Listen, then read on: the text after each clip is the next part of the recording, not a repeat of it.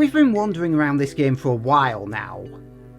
Is it just me, or do you think it should be better than it is? Well, the story's generic, the characters can be fun, but the combat's bloody awkward. How many times have I jumped instead of moving towards the enemy? It's not my fault, it's how the system's set up. And I swear if I have to listen to Estelle mumble indecisively to herself one more time, what she does. I know she's a stereotypical sheltered princess, but geez. Now Judith is much more straightforward. She doesn't prattle on and on. She doesn't repeat herself a million times. She knows where she wants to be. Puh? Is this about the Estelle thing? This is Tales of Vesperia Definitive Edition. Enjoy. Or don't. Puh! Look, she's a good healer, she just slows the conversation down too much.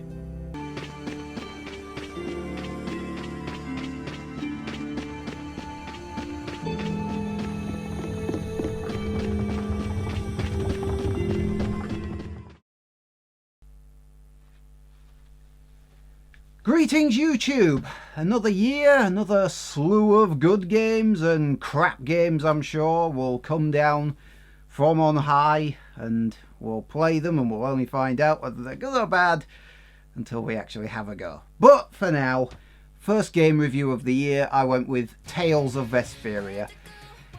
And it's a JRPG, which should tell you everything you need to know in all honesty.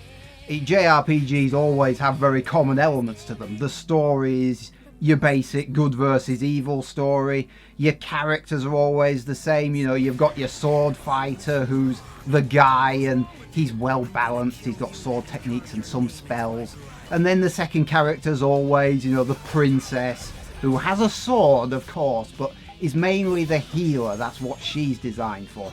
And you've always got the really short character who, for some reason, does more damage than everybody else apart from your main swordsman. There are some things that stay the same. The setting is invariably your magic / medieval / arcane technology from the distant past kind of thing. JRPGs, they always have these kind of things to them. I am so hungry! We're seriously gonna starve! Save your energy, Carol. You'll just make yourself hungrier. Sharp stomachs make short graces, Carol. What does that mean? It means hunger can make you rude, and that leads to angry people attacking you with sharp things. I think you're a little off. But whatever, Yuri and Rita seem to be pretty calm despite not having eaten in a while. I'm used to it. Uh-huh. Ah! There's a delicious steak right on top of Rapide's back. It's a trap. Don't succumb to temptation. Maybe we should do something about this. Yuri! I found a green piece of veggie bread in my bag! I can eat it, right? What the? No, Carol, don't! Seriously, this is getting dangerous. Let's eat something already. The game, of course, allows you to buy loads of supplies. You get a ton of cash in this game, so you feel free to splurge on the basics. You get to buy all sorts of equipment and weapons, of course. There's a fair bit of loot in the game, though, so don't go overboard. A lot of the stuff you can just pick up from chests. And then, of course, in this game, it allows you to synthesize equipment, which is the game's way of saying basically making more stuff or upgrading your existing weaponry into new forms.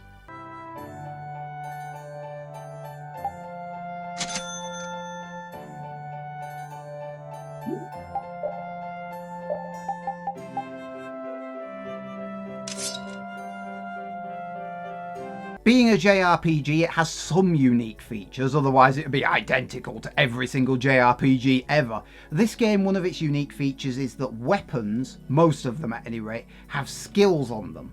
So you don't earn skills from, say, trainers or shops or anything like that. You earn skills by equipping a weapon. And if you use the weapon in battle for long enough, the skill becomes yours. So that when you unequip the weapon, you don't lose the skill. You have to choose which skills to equip in the skills menu, and it costs a certain number of points to equip each one, so you have to pick and choose, but I kind of like that mechanic. Weird. There's not a keyhole or anything. Really? Yuri, An amateur like you would never be able to open a door like... What the? I wouldn't want Captain Carroll to dirty his hands on such a filthy door. Oh, right. Well, shall we? Wouldn't it be crazy if a monster just gobbled up your foot right now? Just a giant munch and oops, no more foot. What? Whoa! Looks fine to me. Let's go inside. What am I? Your test dummy? And of course, with this being a JRPG, you'll spend a lot of your time in battle. Now, these kind of games traditionally have two types of battle system, generally speaking. There's the type of battle which occurs usually in a ring and is in real time, and you can perform sword slashes, you can fire off spells, you can block, you can dodge, all that traditional stuff. The other type of battle mechanic is turn-based, where you have to wait for a character's turn before they can perform an attack or whatever it is, a spell, or some very limited games will allow you to move around the movement grid. But those are the two generic flavours. This game veers more towards the 3D open battle arena type. Each other will save us!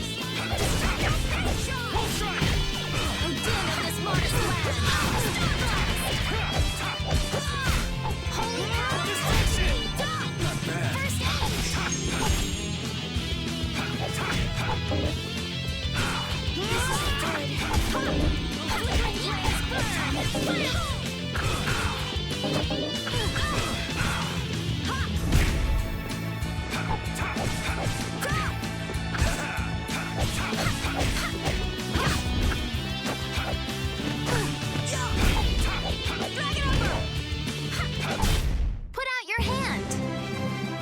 Like this? Yay! What was that? And then it veers off. Because for some reason the game designers thought that traditional real-time ring-based combat wasn't good enough. They, instead of just having that 3D type battle system, they sort of imposed this 2D side-scrolling fighter mechanic over the top of it, using a system whose name is almost as complicated as the mechanics, and I can't bloody remember the name of it to save my life. The Evolved Flex Range Linear Motion Battle System. Sorry if I hurt you.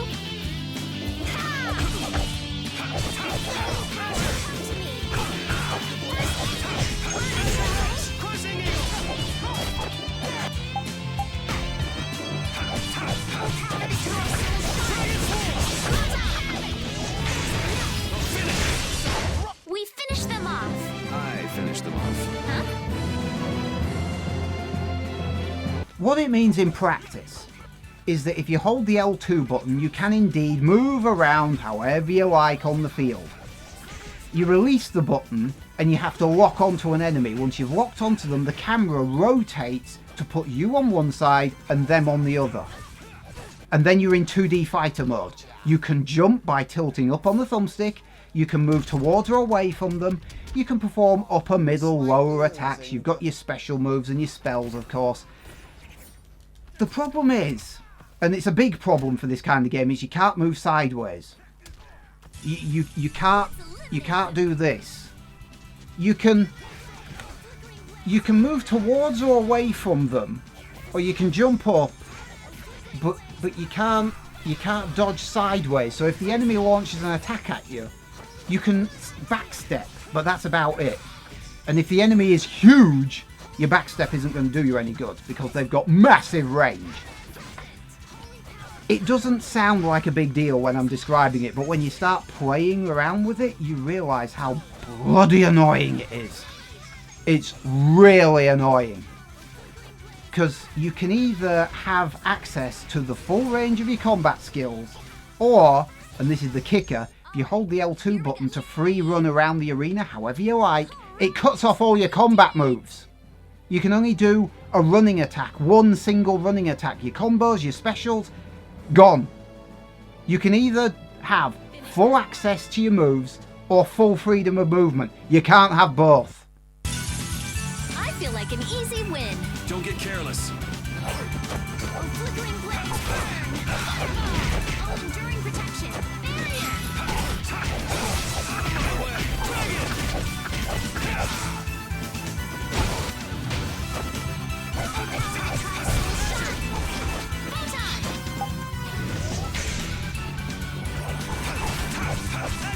Oh, power that tries soul shine! Oh, caprice of innocent waters! Oh, caprice of innocent... I'm just getting started.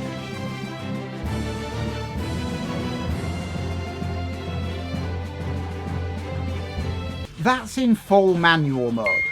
The number of times I have jumped without meaning to, because I'm trying to move that way through the field. I'm trying to sidestep that way, except that pressing up causes you to jump instead. So, number of times I've done that by mistake. It's brain deadening. And there is also a semi-auto mode. The game starts in semi-auto mode. It makes certain things easier. For example, you tilt up on the thumbstick, you can't jump anymore. You have to hold the block button and press up to jump now. So it makes certain moves harder to pull off to make it easier for you to do, to get used to the system, but by contrast it makes it harder to do certain things. It's a case of pick your poison.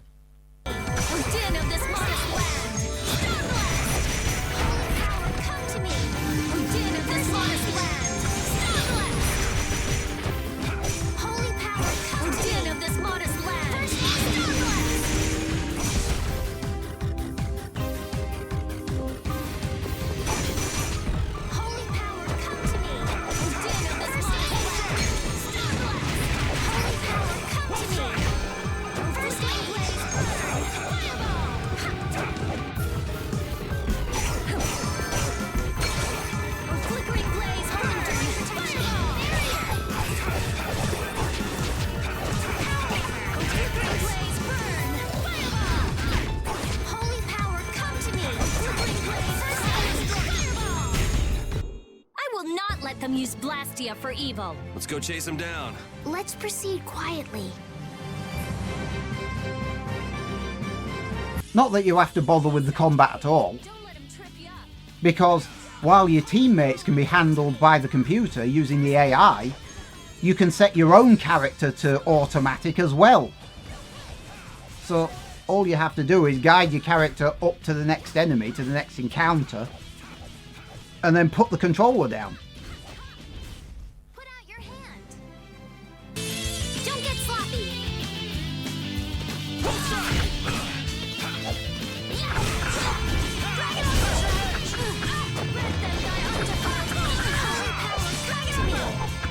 First aid. Oh, caprice of innocent waters.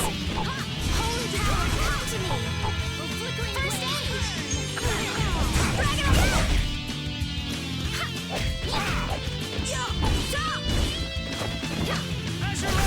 Man, I was just getting warmed up.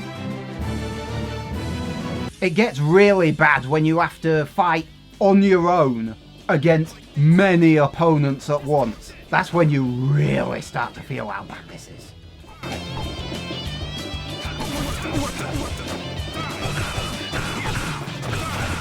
Like this. Here. Like this. Here. I'll blow you away. Here. Here. Here. Like this. Here. Here. Like this. Like this. Here.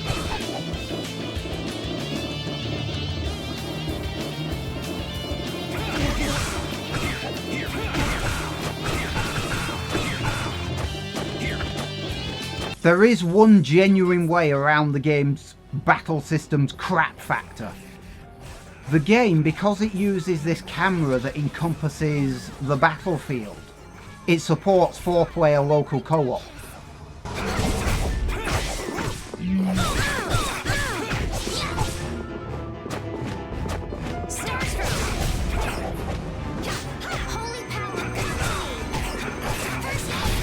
Don't let up. There's more coming. Why are there so many? And then there's Estelle's healing power. Estelle is a fantastic healer. She is. I never go into battle without her. But when you get control of her, you won't have any idea how to aim her healing power. She casts the healing power on herself. And the game doesn't bother to explain to you how to change targets, or because the targeting system will only acquire enemies.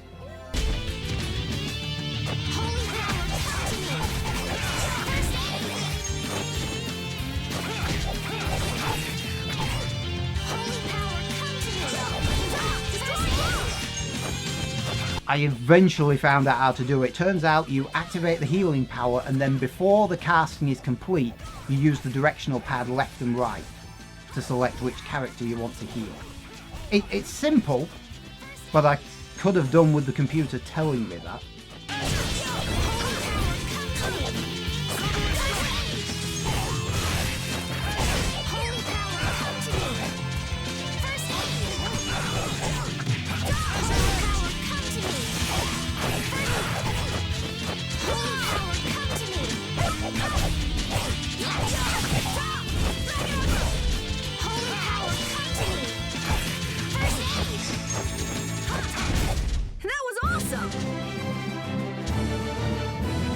As I say, Estelle is the best healer. She is. I never go into battle without her. Though, you have to keep her on a very short leash. Because, as I say, the AI is stupid in this game. One of the things it does is it will burn through all of its energy on its special attacks. In the blink of an eye. And with Estelle, that's particularly problematic because she's your healer. And suddenly she's got no energy to heal anybody with. You see the problem. So I end up turning off all of her other abilities, so just keep her as a pure medic. But outside of combat, she's a pain. She really is. Every sodding time. I know that she's a stereotypical sheltered princess, but I just wish she'd make her damn mind up occasionally. Nobody should give that woman any decision to make anywhere, ever. I'm not waiting around for the monsters to leave or anything. I'm just resting a little. Oh, I see. Well then, I guess I'll just have to take the other way around by myself. What? How did you... Hey, wait for me! But what about you? What do you want to do? Me? You were saying that you need to figure out who you are, weren't you? Yes, that's true, but... If you're going back to the capital, you shouldn't keep Flynn waiting. It's for you to decide. Then You want to know why I like Judith so much? No. Well, but it's mainly because she's the complete opposite of Estelle. Most of the time, she keeps quiet, while everybody else is having that 5-year conversation, and it's going round in bloody circles. They're repeating themselves. They're doing that typical Japanese RPG thing, you know. But Judith will mostly stay quiet until that one moment where she'll pipe up and go, "Shouldn't we be following that bad guy?" It's our little... Oh yeah, we should be following that bad guy. What is that nonsense? And even then it takes the team about 6 months to start chasing him. But Judith is the only one with a sense of urgency. Only the Empire has enough power to cut off all the ways in and out of a whole town. Well, the Guild's power is totally different. The Union would never try something like this. It's the Empire's style, crush problems with everything they've got. What are they after? Who do they think they are, sealing off all the roads like this? I think the answer to that lies in Nordopolica. We should hurry before we're caught. So basically, to get your memories back, you want to meet Eifried, a guy who might be your Gramps. And to find him, you're looking for that Maristella treasure. That sound about right? Aye. Someday I'll meet my grandpa. But On a more urgent subject, shouldn't we be going after the red box? oh, right. And I'm not making this bit up. The conversation at one point got so boring and so unrelated to anything that was happening anywhere ever. Judith just walks off. she just leaves them to it. I love her.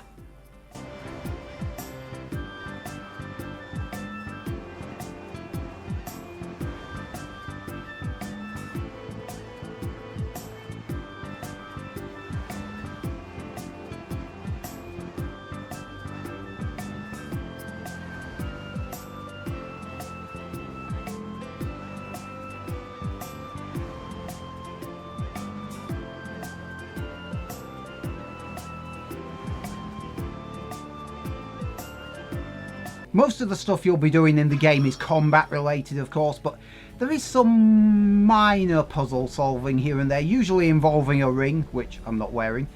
And you basically zap these switches from a distance with the ring and turn them on. It's not really puzzle solving. It did get extremely annoying later on in the game though, because there's this tower of cogs and there's 3 sodding levels.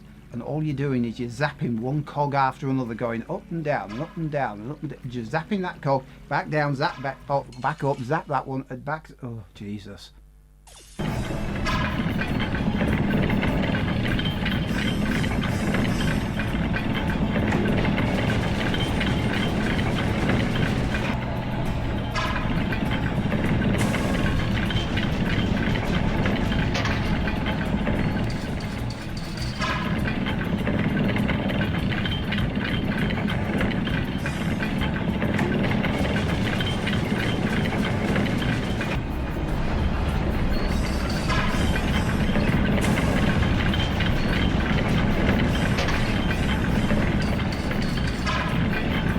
Another thing that's different about this game, well, a little bit different, it doesn't rely heavily on fan service. I mean, okay, Judith's outfit is revealing, but the other girls, not so much. You have to go to the bonus outfits to get anything that's revealing, and then it depends on the outfit.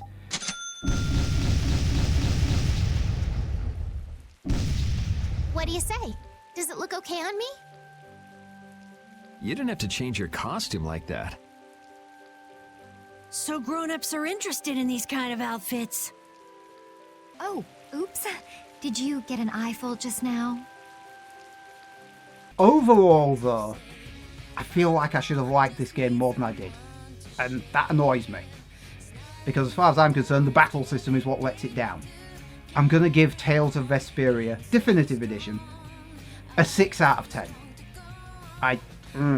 It's annoying because, as I say, if they'd have just used a traditional 3D fighter within the arenas, it just stuck to the normal approach, I would have liked this game a lot better. But as it is, I didn't. I kinda disliked it. But, you know, what do I know? This series, I know has plenty of fans, so fair enough. It's just not for me. This evolved flex range linear motion battle system. It's just not for me. I don't get it. Okay, I think I'm just about done. What did you think of my review? Leave a like or dislike down below. What did you think of the game? Do you actually like this battle system? Please feel free to explain to me why it's a good thing in the comments below. And if you like, you can always subscribe and share as well. Now then, if you'll excuse me, I'm going to find the bastard responsible for the evolved flex range linear motion battle system, because he bloody needs something. I'll think of something to do to him.